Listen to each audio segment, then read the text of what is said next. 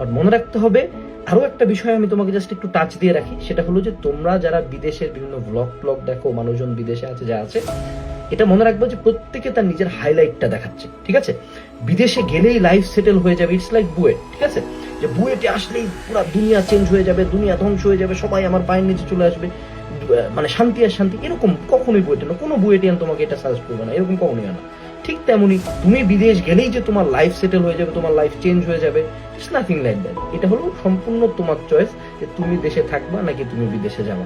তুমি দেশে থাকেও ভালো করতে পারো, তুমি বিদেশে যাও ভালো করতে পারো, এটা it depends on completely your personal choice, your personal preference, যে তুমি কোন জায়গায় থেকে স্ট্রাগল করবা। এটা হলো লাইন।